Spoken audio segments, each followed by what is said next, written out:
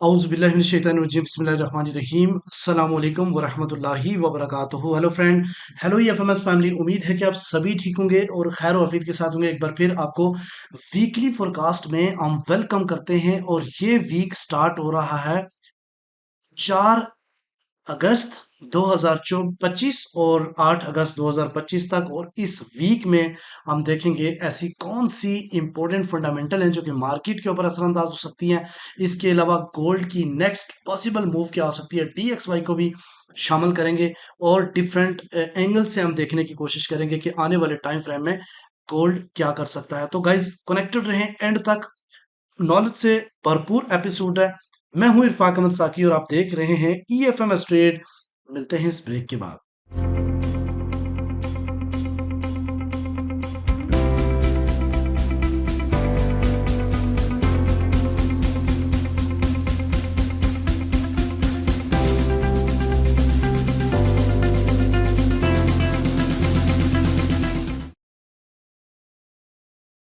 Welcome friend, अगर आप new हैं और अभी तक आपने EFM ट्रेड को सब्सक्राइब नहीं किया तो सबसे पहले चैनल को सब्सक्राइब कर लें, बेल आइकन पे क्लिक कर लें ताकि रोजाना की अपडेट आपसे मिस ना हो सके, क्योंकि रोजाना की वीडियो बहुत ही ज्यादा इंपॉर्टेंट होती है उस दिन के लिए जिस दिन आप ट्रेड करने प्लान करते हैं। तो गाइस, ये वीकली वीडियो आपको पूरे इंटायर वीक का ये बताएगी कि आगे किस किस जगह से आपने ट्रेड को पॉसिबल करना है। हमारी वीडियो सिर्फ नॉलेज के लिए है, लर्निंग के लिए है। आप अपने जो ट्रेड के एनालिसिस हैं या ट्रेड की जो डिसीजन है वो आप अपने रिस्क पे करें मनी मैनेजमेंट के मुताबिक।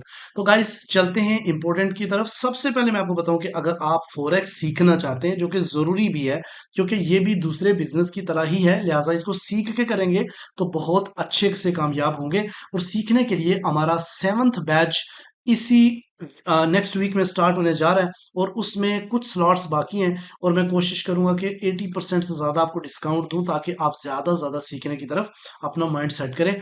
तो ये है जनाब हमारा नंबर, इस नंबर पे कांटेक्ट करें। और अगर आप चाहते हैं कि हमारे प्रीमियम में आ जाए जहां पे बैक टू बैक आपको अपडेट्स दी जाती हैं, सिग्नल सेटअप दिए जाते हैं और प्रॉपर 10 पिप स्ट्रैटेजी को अपडेट किया जाता है, तो आपको इस नंबर पे मैसेज करना है। हमारी टीम आपको कनेक्ट गाइड करेगी कि आप किस तरीके से फ्री में लाइफ टाइम हमारी प्रीमियम और स्विंग का हिस्सा बन सकते हैं। चलें गाइस, सबसे पहले मैं ये बताता हूँ, ये मैं अपने स्विंग के हवाले से मैं आपको क्यों बताता हूँ कि अल्हम्दुलिल्लाह EFM ट्रेड की स्विंग अल्हम्दुलिल्लाह मैं यकीन से कह सकता हूँ कि जितने भी लोग आपको सेटअप देते हैं नंबर वन सेटअप है। और आप इसमें हमारे जो स्विंग के मेंबर्स हैं इंशाल्लाह वेरी सून उनके रिव्यू आप लोगों तक इंशाल्लाह पहुंचाएंगे। मैं आपको छोटी सी एक झलक दिखाता हूँ कि ये हमारा स्विंग सेटअप है।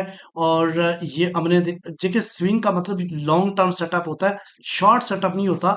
लिहाजा आपको ये बताता चलूँ कि हमारा जो स्विंग सेटअप था वो वेनसडे को हमने दिया था गोल्ड बाय करने के लिए कि बाय कीजिए 3285 और 3280 से, और इसका स्टॉप लॉस 70 और या 65 चेंज भी कराया। इसके ऊपर हमने होमवर्क भी किया। जो भी सेटअप प्री स्विंग के अंदर दिया जाता है उसका प्रॉपर जो है ना वो बैक फॉलो अप कराया जाता है, कि ऐसे नहीं कि अधूरा सेटअप दिया और छोड़ दिया। तो हर चीज यहाँ पे फॉलो अप कराई जाती है कि कहाँ से कब क्या करना है, क्या करना है, हर चीज। फिर बिटकॉइन और डिफरेंट जो है ना वो के ऊपर भी, जैसे यूरो यूएसडी के ऊपर भी हमने स्टार्ट किया है, USD JPY के ऊपर भी स्टार्ट किया है, सिल्वर के ऊपर भी स्टार्ट किया है। तो अब हम डिफरेंट टाइम फ्रेम के ऊपर भी हमने स्टार्ट की थी।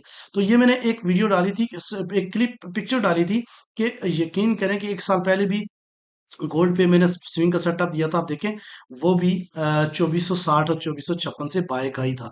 तो मोस्टली हमने बाय कराई है। अब हम गोल्ड इंपॉर्टेंट पॉइंट की तरफ जाते हैं, फंडामेंटल। तो सबसे पहले मैं बताऊं कि FOMC का रेट पास किया गया पिछले वीक में और आपने देखा कि गोल्ड एग्रेसिवली जो है ना वो सेल की तरफ मूव हुआ। और यहाँ पे मैं आपको ये भी बताता चलूं कि गाइस आने वाले टाइम में जो FOMC 17 सितंबर 2025 को है उसमें रेट कट करने के ऊपर काफी ज्यादा फोर्स फ्रॉम की तरफ से है। और माइट भी पॉसिबल, इस वक्त तक 80% लोगों का ये मानना है कि वोटिंग है कि रेट कट हो सकते हैं और सिर्फ 19.7% है कि रेट पास रह सकते हैं। तो आप ये मान लीजिए कि सितंबर में रेट कट हो सकते हैं। उससे पहले गोल्ड गोल्ड की क्या मूव हो सकती है उसके ऊपर भी माइंड में रखिएगा। अगर हम COT रिपोर्ट के ऊपर जाके एनालिसिस करते हैं गाइस, जो कि 19 जुलाई 2025 को अपडेट हुआ, तो यहाँ पे आप अगर आप देखें तो नॉन कमर्शियल एक्टिविटी में आपको लॉन्ग से काफ़ी ज़्यादा 330,000 कॉन्ट्रैक्ट डिक्रीज होते हुए नजर है, लेकिन परसेंटेज उधर ही है। और अगर कमर्शियल की बात करें तो वो भी शॉर्ट से एग्जिट हुए हैं और लॉन्ग के अंदर उन्होंने भी एंट्री की है, यानी इन्होंने लॉन्ग से एग्जिट किया और ये लॉन्ग के अंदर एंटर हुए कमर्शियल। तो ये बहुत मैटर करेंगे, क्योंकि नॉन कमर्शियल और जो होते हैं वो मार्केट को ज्यादा फेक आउट दिखाते हैं, लेकिन कमर्शियल राइट डायरेक्शन में बैठे होते हैं।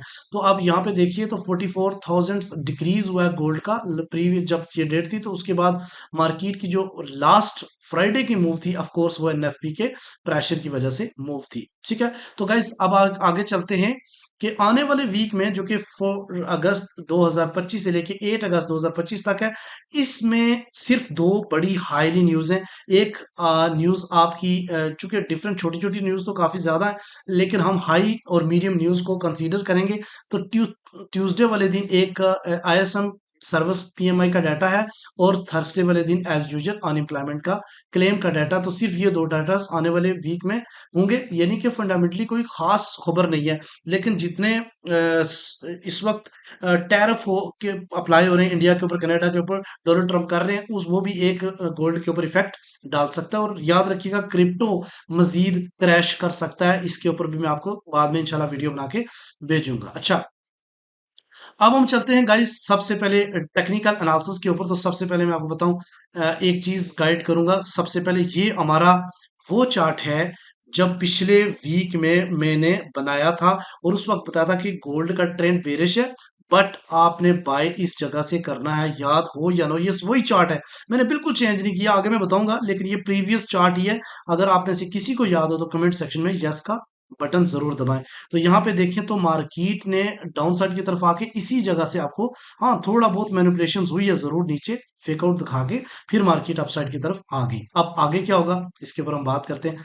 डीएक्सवाई की मूव के ऊपर हम डिस्कशन करेंगे सबसे पहले।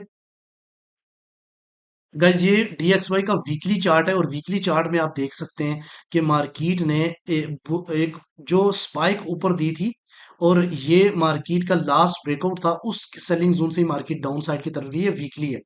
अभी मेरा ये मानना है कि डीएक्स में थोड़ा सा डाउन साइड की तरफ जो रिट्रेस मजीद करेगा, और फिर उसके बाद अगेन यानी 97 का एक लेवल अगेन टच करके ये अपसाइड की तरफ आएगा, क्योंकि मंडे और ट्यूसडे तक इस पर सेलिंग प्रेशर रहेगा एनएफपी की वजह से। ठीक है, अगर इससे छोटे वाले टाइम फ्रेम के ऊपर चलते हैं, जैसे डेली के ऊपर, तो एक जबरदस्त किस्म की बेरिश इनगल्फिंग बन गई है यहाँ पे, लेकिन इसके नीचे गैप भी है। तो यहाँ पे आप गाइस ये देख सकते हैं कि मार्केट सबसे पहले ओपन होते ही माइट भी पॉसिबल थोड़ा सा नीचे जाए, इस गैप को पिन करे, फिर अपसाइड की तरफ इस रीटेस्ट यानी इस पिछली वाली बेरिश इनगल्फिंग का रीटेस्ट करे, और फिर डाउन साइड की तरफ जाके जो वीकली पूरे डेली डिमांड जोन है, वो मैं आपको बताता चलूं 96/8 और 96/2 का एरिया स्ट्रॉन्ग वीकली डिमांड है। और यहां से अगर पुल बैक करके ड्रॉप हुआ तो फिर इस जगह जाएगा, अदरवाइज अगेन ये अपना ट्रेंड कंटिन्यू करते हुए 101 तक भी जा सकता है। ठीक है, तो पहले 3 दिन ये आपको बेरिश मिलेगा, अगले 2 दिन ये आपको अगेन अपना ट्रेंड बुलिश मोमेंटम होता हुआ दिखाई देगा। अब और छोटे टाइम फ्रेम के ऊपर जाएंगे गाइस, तो ये आपके सामने H1 H4 का चार्ट है। मार्केट ने लास्ट प्रीवियस हाई जो था इसको ब्रेक करके ऊपर क्लोजिंग दी।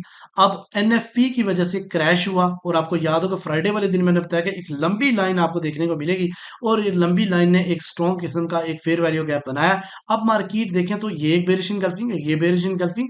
अब ओपन होते ही मार्केट शायद थोड़ा सा प्रेशर में रहे, डाउन साइड की तरफ जाए। अगर थोड़ा बहुत भी पुल बैक किया तो ये पिछली वाली फेयर जो इनगल्फिंग है बेरिश, इसको ये पिन करेगा, और अगेन डाउन साइड की तरफ ये लास्ट प्रीवियस वीकली हाई से सपोर्ट लेगा, और इस गैप को भी फिल करके अगेन जो है ना वो इस फेयर वैल्यू गैप को टच करेगा, जो कि 98 और 97/7 के दरमियान में है। ठीक है जी, अब हम चलते हैं गोल्ड के ऊपर।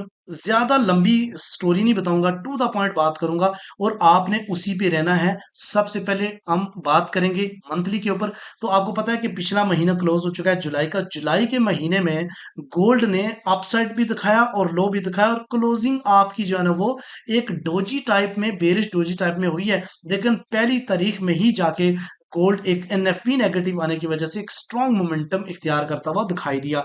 तो एक्सपेक्टेड यही है कि अगर इसी तरीके से जो न्यूज आ रही है और नीचे से जो लिक्विडिटी स्वीप हुई है, उसकी वजह से माइट भी पॉसिबल आने वाले टाइम में गोल्ड का जो एक्सपेक्टेड मंथली टारगेट हो वो 3461.2 हो सकता है। ठीक है। अच्छा, इससे अगर और छोटे टाइम फ्रेम के ऊपर जाएं तो गाइज ये आपके सामने वीकली चार्ट है और वीकली एनालिसिस भी हम कर रहे हैं। और मार्केट देखें तो एक असेंडिंग चैनल के ऊपर है और असेंडिंग चैनल का लोअर साइड मार्केट ने पिन किया और अपसाइड की तरफ गई, लेकिन इससे पिछली कैंडल बड़ी खतरनाक कैंडल थी।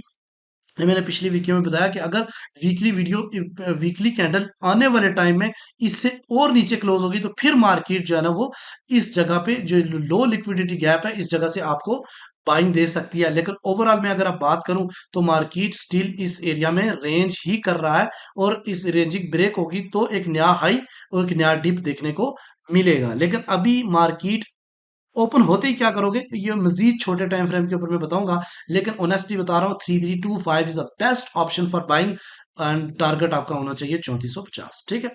अच्छा, इससे भी छोटे टाइम फ्रेम के ऊपर हमारा है डेली।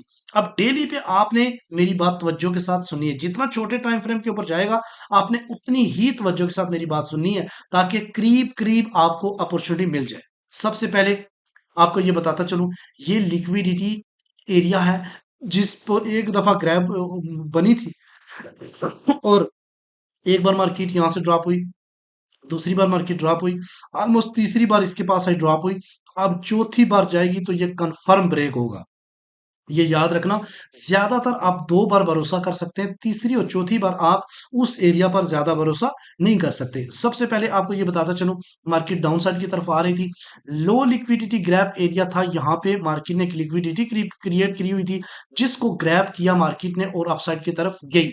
अब यहाँ पे देखें तो मार्केट ने ये बेरिश इनगल्फिंग को रीटेस्ट भी किया बड़ी खूबसूरती के साथ, लेकिन फ्राइडे वाले दिन एनएफपी नेगेटिव होने की वजह से और डिफरेंट प्रेशर टैरिफ का वजह से मार्केट ने एक स्ट्रॉन्ग किस्म की जो है ना वो मारूबूजू कैंडल्स जो है ना वो क्लोज की है एच डेली की। और ये रिप्रेजेंट कर रहा है कि आने वाले टाइम में मंडे वाले दिन गैप अप ओपनिंग से मार्केट ओपन हो सकती है, इसलिए ओपनिंग वक्त आपने लाजमी एक्टिव रहना है। तो मेरा ये मानना है कि अगर मार्केट गैप ओपन होते ही ओपन होती है तो ये 75 और 88 का एरिया काफी इंपॉर्टेंट है वहां तक, और वहां से ड्रॉप हो सकती है, या फिर ओपन होते ही पहले गैप तेजी के साथ गैप फिल कर के डाउन साइड से आपको एक अच्छी अपॉर्चुनिटी दे सकती है। तो मेरा ये मानना है कि ये ट्रेंड लाइन को सपोर्ट पहली बन सकती है मार्केट की, ये मैं डेली बात कर रहा हूँ, और ये 3350। और अगर मार्केट डाउन साइड की तरफ एक लो लेती है तो याद रखिए 3320 से लेके 3300 के दरमियान में एक जबरदस्त किस्म का आपके सामने बाइंग एरिया है जो कि 61% रिट्रेसमेंट भी है। अच्छा, अब हम इससे भी छोटे टाइम फ्रेम के ऊपर बात करेंगे, H4 के ऊपर। H4 के ऊपर आपने पूरी तवज्जो के साथ बात सुनी है, जैसे मेरी डेली H1 के ऊपर आप तवज्जो देते हो और वहां से आपको अपॉर्चुनिटी मिलती है। मेरा ये मानना है कि मार्केट डाउन साइड की तरफ गई, ठीक है, और उसके बाद मार्केट ने यहाँ पे एनएफपी में मार्केट ने जो स्पाइक अपसाइड की तरफ ली है उसने एक स्ट्रॉन्ग किस्म का गैप बनाया है, और ये गैप H4 के ऊपर स्टार्ट हो रहा है जनाब 3340 से लेके 3296 के आसपास। ओके, और यहाँ पे अगर आप गाइस देखें तो मार्केट ने क्या किया है, अब यहाँ पे तवज्जो देने की बात है, ये वाला जो लेवल था ये काफी इंपॉर्टेंट था क्योंकि मार्केट का लोअर लो लोअर हाई और देन लोअर हाई से मार्केट ने ब्रेक किया और अपसाइड की तरफ क्लोज, तो ये ब्रेकआउट है। ठीक है, यानी कि 3333 और 3331 के दरमियान में एक ब्रेकआउट है। अब मार्केट अगर ओपन होती गैप अप से ओपन होती है तो याद रखिएगा ये वाला लेवल्स पहला एक्सपेक्टेड होगा 3376 से लेके 3380 के दरमियान में या 88 के दरमियान में, ये एक्सपेक्टेड है। यहां से मार्केट गिर सकती है क्योंकि आपने देखा कि मार्केट ने पीछे इसके ऊपर यहाँ ब्रेकआउट था और यहाँ पे लास्ट टाइम ब्रेकआउट था और यहाँ से ऊपर गई, फिर इस जगह से मार्केट डाउन साइड की तरफ आ सकती है। यानी ये बना और ये बना, तो इस तरह मार्केट अगर ड्रॉप होती है तो मजीद सेल की चांसेस बनते हैं, बट मैं आपको आगे समझाऊंगा तो आपको बात समझ आ जाएगी। ये आरजी होगा, ठीक है। और अगर मार्केट ओपन होती है थोड़ा गैप अप से ओपन हो और इसको टच किए बगैर डाउन साइड की तरफ आना शुरू हो जाए, फिर समझ रहे हैं कि एक जबरदस्त किस्म की बाइंग आपका वेट कर रही है और जिसका एक्सपेक्टेड टारगेट 3440 हो सकता है, और इसको आने दे नीचे, यहां से गैप शुरू हो जाएगा 3340। तो मेरा ये मानना है 3340 ये वाला 3335 का एरिया, और अगर डाउन साइड की तरफ मजीद जाती है तो मार्केट यानी अप साइड की तरफ दे इसका रिट्रेस लेके फिर ड्रॉप हो गई तो फिर आपको 3322 से लेके 3313 के दरमियान में क्या है आपका गोल्डन लेवल है, जितना मार्केट ने मूव किया यहां से मूव हो सकती है। और अगर इसके नीचे गई तो याद रखिएगा, क्योंकि एनएफपी की मूव थी, तो ऑफ कोर्स वापस भी मार्केट आ सकती है। तो ये ऑर्डर ब्लॉक बहुत ही जबरदस्त है। और आपको देखते हो ऑर्डर ब्लॉक में क्या क्या चीजें देखनी होती है। हमें ये देखना होता है कि मार्केट ने एक बुलिश इनगल्फिंग बनाई हो, और मार्केट ने फेयर वैल्यू गैप क्रिएट किया हो, और ब्रेक ऑफ स्ट्रक्चर भी किया हो, तो फिर ये वाला जो ऑर्डर ब्लॉक होता है ये वैलिड ऑर्डर ब्लॉक होता है। और ये वैलिड ऑर्डर ब्लॉक 3300 से लेके 3280 के दरमियान में क्रिएट हुआ है। तो इन एरिया से बाइंग आप करें, यानी 3340 या 45 का एरिया। मैं एक जगह और भी आपको डिस्कस करूंगा कि किस वजह से कह रहा हूं। और उसके अलावा 3310 और 3300 के एरिया से बाय करें। और एक्सपेक्टेड टारगेट आपका 3300, 3450, 3300, 3400, 3500 भी हो सकता है। ठीक है, चलें जी, अब मैं आपको एक पिक्चर दिखाता हूँ और यहाँ पे आपकी और थोड़ी और बड़ा कर देता हूँ ताकि आपको समझने में आसानी रहे। तो यहाँ पे गाइस आप देख सकते हैं कि मार्केट का ये 1 अगस्त को मैं कर रहा हूँ, और मार्केट 3363 के ऊपर है, H4 के ऊपर बता रहा हूँ जोन 3378 और 3388, ये क्रीप तीन रेजिस्टेंस है। और यहाँ से ब्रेकआउट भी हुआ तो ये कुछ ना कुछ तो रेजिस्ट करेगी। आगे 3398 और 3412 के दरमियान प्रीवियस हाई है, और इंस्टीट्यूशन रिजेक्शन एरिया है 3430 और 3445। ओवर एक्सटेंडेड जोन है, आपको पता है एक्सट्रीम सेलिंग पॉसिबल हो सकती है कि पिछले वाला हाई स्पाइक लगा के मार्केट वहां से ड्रॉप हो जाए। अच्छा, बेस्ट बाइंग कौन सी हो सकती है जी? 3345 और 35 का एरिया, ये नियरेस्ट डिमांड जोन है, और फेयर वैल्यू गैप भी क्रिएट हुआ हुआ इतना बड़ा। ठीक है, दूसरा 3312 और 3300 के दरमियान में मैंने आपको बताया की बुलिश लेवल है और स्ट्रक्चर सपोर्ट है। और 3285 और 70 से तो हमारी स्विंग बाय है, यानी एक डीप डिस्काउंट जोन है, और हायर प्रोबेबिलिटी लॉन्ग एरिया है। तो इनको भी आप स्क्रीनशॉट ले लें ताकि आने वाले टाइम में आपको बेनिफिट हो। मिलते हैं नेक्स्ट वीडियो में, अपना रखिएगा बहुत सारा ख्याल। अल्लाह हाफिज।